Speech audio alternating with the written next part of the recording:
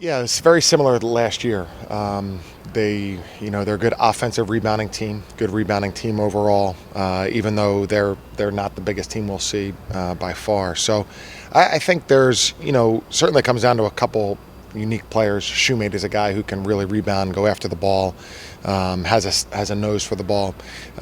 They've been big in the backcourt.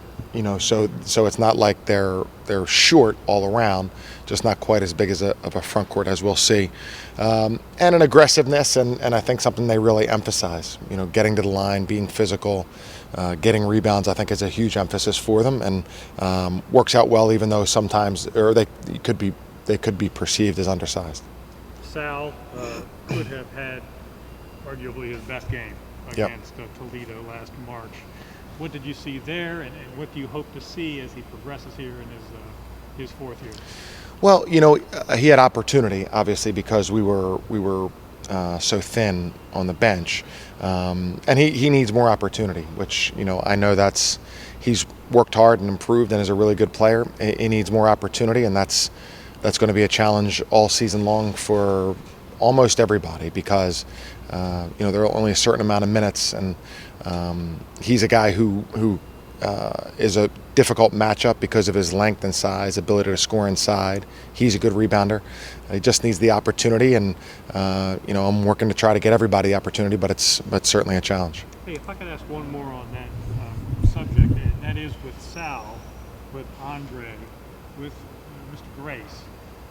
Do you view this season as sort of an audition as to whether they'll be back next year? Who's auditioning, me or them? Well, right. I mean, you guys have to come to an agreement of some sort as to whether these seniors will be back. Yeah, I would say, John, I'm going to try to handle it like I did last year and not bring it up to them. That was a decision that 4 of our 5 guys made, or actually 6 of our 7 guys made last year, to come back, and they did it all on their own. I don't want to be recruiting guys while they're playing. Recruiting has different meanings to different people, but when you're in it, recruiting has somewhat of a negative connotation, and I don't want to be recruiting them. I would love for them to come back like this year's class did, essentially.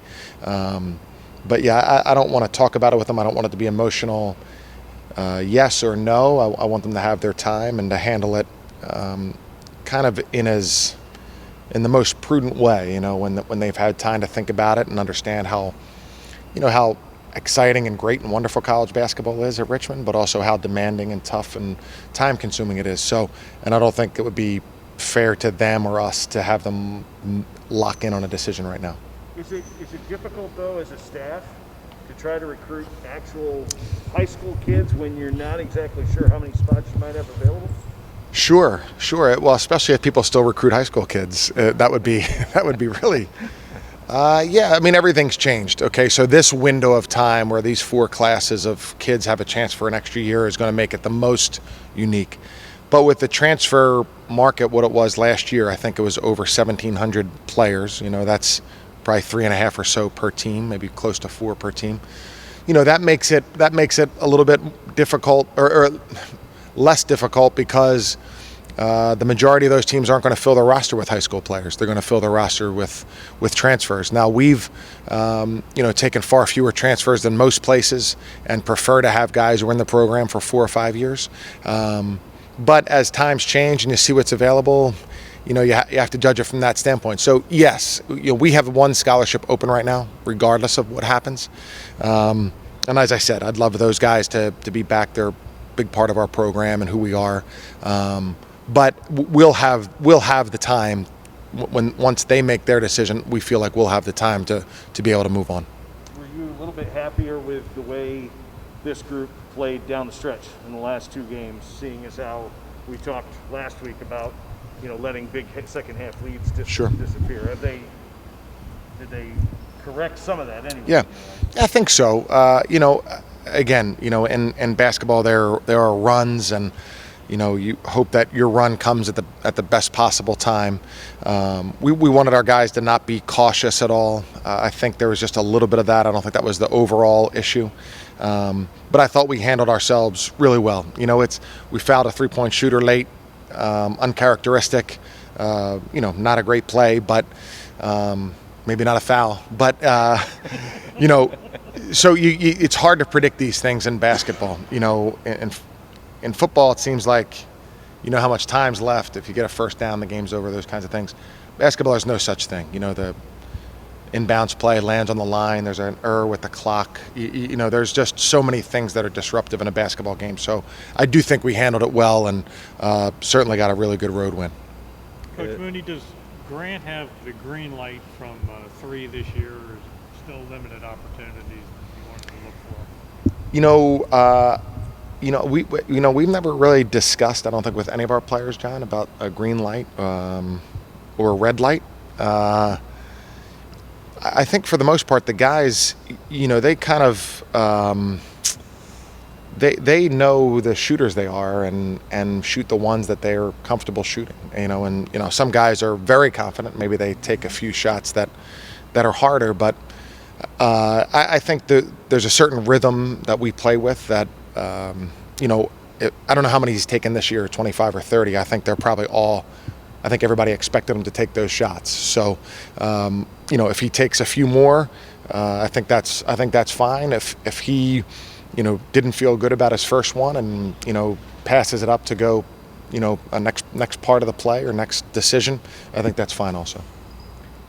Plan still for Andre to play, and have you thought about how you're going to integrate him into your rotation? Yes, Andre practiced yesterday and was very good, actually. Moved great, looked very good. So the plan is to play him. You know, that makes it that much harder for everybody, you know, because that's another guy that's now 12 available guys, of which 11 have played significant college basketball minutes. So we'll work on that, and it'll come down to a little bit of feel, but we'll certainly try to have him in there. I think we defended both teams how we wanted. You know, with Wofford, we went a little bit of drop coverage on ball screens and sort of force those guys into tough twos. And then obviously with Northern Iowa was a little different with AJ Green out there trying to stop and slow him down. Isaiah and Jai did a great job on him for us. And we sort of did something similar, just sort of tried to force tough twos, and we had success in both games. So I think the defense really helped us out last week, and it's just something we need to keep improving on. Hey, Toledo's an odd team in that they're not very big, but they rebound very well. And they don't score a lot inside, but they shoot well in a percentage, and they go to the free throw line a lot. How would you describe what the Rockets are? Yeah, you know, like you said, very good team. You know, Shoemate, like you said, kind of undersized, 6'7", but a really good player for him at the 5, and sort of his shooting ability really opens up a lot of things for them on offense and allows them to spread the floor. And then the guard, Rollins, is really, really talented as well. Like you said, gets to the free throw line. So it seems like they just do everything really well. Getting to the free throw line obviously helps and opens things up for you on offense. So we're going to have to come in, you know, get this defensive game plan in for a second day here and be ready to go tomorrow. You had a different perspective of Toledo last year, unfortunately, from the sideline. What do you remember from that, and what did you perhaps perceive from that perspective? Yeah, you know, obviously, same thing. Very good team. I thought we did a good job defensively on them last year. Kept them off the glass for the most part. But, you know, obviously we're a really talented offensive team, and that's what we did against them. We were able to score inside, which, you know, we're going to try and throw the ball in as always. So we got to do well on the offensive end, do what we do, and, you know, really just be ready to defend. You're shooting more threes than you have probably since your redshirt freshman year. Why is that? Something I worked on in the summer. You know, I was all over the place. Went down to Miami for a little bit and worked out with a guy that coached our high school team, and he came up here for a week and worked out, and that's really what we focused on. You know, I felt like I've always been able to shoot the ball. It's just been a lack of confidence thing. And honestly, I think, you know, the majority of it is just taking them when they're there. As long as you're taking open shots, you know, those are high percentage shots and ones that I have confidence in, and they've been falling for me so far. Just keeping your foot on the gas in the second half, especially when you all have a lead, was that a point of emphasis at all after you guys blew a couple of second half leads? And did you talk about it amongst yourself as players, if not the coaches? Yeah, for sure. You know, that was something we definitely talked about throughout the games. You know, we've struggled in like the last 4 to 6 minutes of some games. We started to do that a little bit against Wofford there. They made a little run towards the end of the game, and, you know, it was just something we were talking about in the huddles, to stay focused, stay locked in, and we were able to pull it out. And I think we did a good job against Northern Iowa, probably around like the 8-minute mark is when we really started pulling away there. And so we've made improvements, and it's something we just have to keep improving on. As you creep up the career scoring list, is it something you're paying attention to and setting goals as you go? No, not really. Not really. Obviously, you know, when I leave here, hopefully soon, eventually, I don't think they'll give me a 7th year.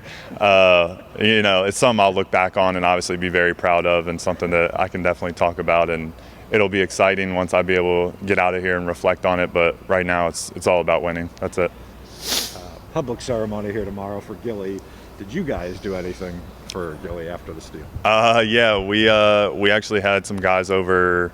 What was it, Wednesday night? The whole team came over and we sort of just hung out, watched some games at the house, celebrated just as a team, just sort of hung out. It's kind of hard to really do anything during the season. Practice kind of wears you down. Everybody's kind of tired, but yeah, you know, obviously he's very deserving of it. It was super awesome that he got to break the record there in front of his family, and I know they're having a ceremony tomorrow night, and we're just excited for him, and I know it means a lot to him as well. Hey, you've got 4 more non-conference games, 3 of them at home. Can you kind of group them that way as like this is one last stretch to, you know, freshen the resume as best you can? Yeah, for sure. You know, I think sort of the approach we took, you know, after losing 2 games in the Bahamas that we felt like we really could have won, just one game at a time. You know, we went 2-0 last week. The goal this week is 1-0. Just got to win on Saturday, and we'll go from there.